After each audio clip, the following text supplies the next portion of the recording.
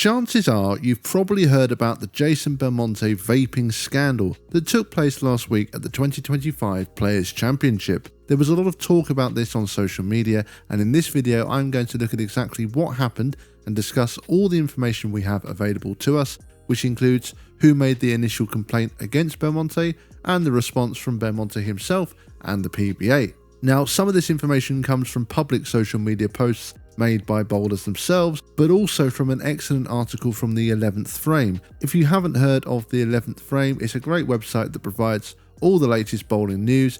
It's a mine of information and has fascinating articles, and I'd highly recommend checking it out. Just a disclaimer, this isn't a paid promotion or ad, just a site that I personally enjoy using. So let's break down exactly what happened to bring you all up to speed. Firstly, what was Belmonte accused of? Well, he was accused of allegedly vaping during PBA competition. A complaint was made by Sean Rash after it was made known to him that Belmonte had been seen vaping. Rash then contacted PBA National Tournament Director Tony Lanning and informed him of the situation. In Rash's email to Lanning, he named a player who had seen Belmonte vaping, but the player mentioned did not personally make a complaint to Lanning or anyone in the PBA. Apart from this supposed eyewitness, there is little other concrete evidence. Rash did share a video of Belmonte taking something out of his shoe cover, and Rash believed this to be a vape, but you cannot see what Belmonte takes out of his shoe cover. Rash argued that an eyewitness was enough to warrant Belmonte being disqualified from the event. Rash also took to social media on the 10th of April 2025 to make his feelings clear. This is what he wrote. Integrity. As you all know, this has been my mantra for the past few years. My vision for the sport of bowling is to have honest and strong moral principles in all of our players. Your actions define your character. Tonight I witnessed a low from one of our elite players on the tour. It was appalling, it was indefensible, and it most certainly was in violation of our PBA player conduct rules. I am calling on our players and the PBA to uphold this rule and the integrity of our sport. Do better. However, Lanning's conclusion to all this was that this was not enough to warrant further actions such as disqualification. This is a quote from Lanning that explains the timeline and what actions were taken. Upon a rumour of vaping after qualifying day 2, Belmonte was talked to prior to the next day's Cashes round and warned of the penalties of vaping. Then, following an accusation by Sean Rash during the Cashes round and Rash sharing a video he took of Belmonte, Belmonte was talked to again. Belmonte denied vaping during that round as he was accused of. The video Rash sent to officials was inconclusive. It was a surreptitious video taken in the settee area and did not show Belmonte vaping. There was no security camera footage. Commissioner Tom Clark also spoke with Belmonte on the morning after the accusations. Belmonte was disciplined, not disqualified, due to the inconclusive but circumstantial evidence. Now, if he did indeed vape, then this clearly violates one of the PBA's rules, and I'll read that rule out to you. Use of tobacco products while competing. Competitors may not use any type of tobacco product or nicotine delivery systems, e-cigarettes for example, while competing, including pro-ams. Penalty, bowling conduct violation, disqualification. Reading this rule, it's pretty clear that vaping or smoking is a pretty big no-no during PBA competition, and if caught, and they can prove it, you will be disqualified. And there have been situations like this before where players have been caught vaping and have subsequently been disqualified. For example, Nick Christie published a post on Facebook that described his experience when he was disqualified from a tournament for vaping. At a PBA regional event, Christie and 2 other players were disqualified due to vaping in the players' area. There were no eyewitnesses, but there was camera footage. The tournament director looked at the cameras when trying to help someone who had lost a bag and saw the 3 bowlers vaping in the paddock in named shirts. After an investigation, Christie returned the next morning to be told that he had been disqualified and was shown the video footage. Clearly, the biggest difference between the Christie case and Belmonte's is that there is no conclusive video evidence of Belmonte vaping. What makes it trickier is that the eyewitness Rash mentioned does not seem to want to make a formal complaint.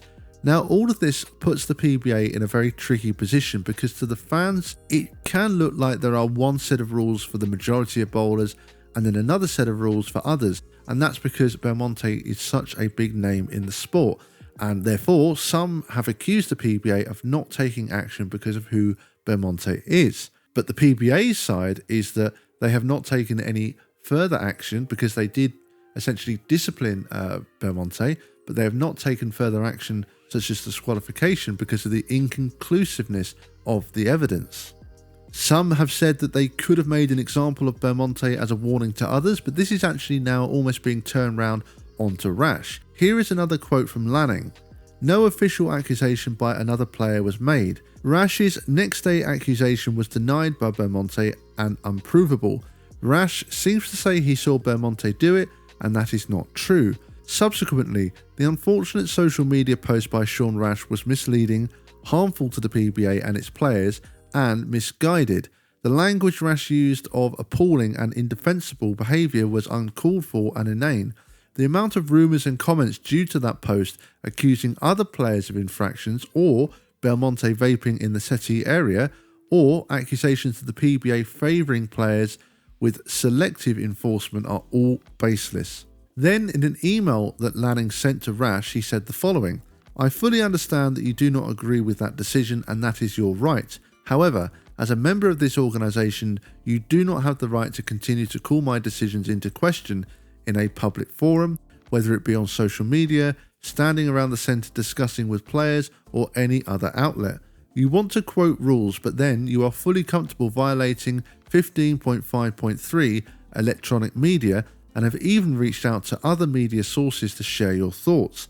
The PBA does not make it a standard of sharing punishment handed down to players, but Jason has received his penalty. Moving forward, the conversations regarding the situation and decision need to cease unless it is through the proper channels. Continuing on this current path moves the focus from this incident to your continued behaviour. So clearly the PBA have made the decision and are satisfied with the action they have taken. Rash, on the other hand, has made it perfectly clear he feels Belmonte should have been disqualified. This is a very unusual situation, and I'm not personally going to pass any comment or opinion on this. The reason I made this video was to simply present the facts and the various responses from those involved. And you might be wondering at this point what Jason Belmonte has said about all of this. Well, the 11th frame reached out to him for a comment, and Belmonte said the following: I'm currently focused on performing the best I can at the players. Thank you, Jeff, for giving me the opportunity to say something. A very unusual situation that dominated social media during the Players Championship. There's never been a lot of love between Rash and Belmonte, and this isn't going to help one bit. At the end of the day, if there are no eyewitnesses, then the only person who knows for sure if he broke the rules is Belmonte himself. We do not know for sure because there is no footage or witnesses who have made an official complaint, so for now, this matter won't be taken any further by the PBA, and I'm sure many fans are hoping we see Sean Rash and Jason Belmonte face off on TV once again soon. There will surely be some fireworks if that happens. I would absolutely love to hear all of your thoughts about this situation, so please do let me know in the comment section below what you think. That's going to do it from me for today, and if you have enjoyed this video, I would really appreciate it if you would consider subscribing to the channel. As always, thank you bowling fans, and see you all next time.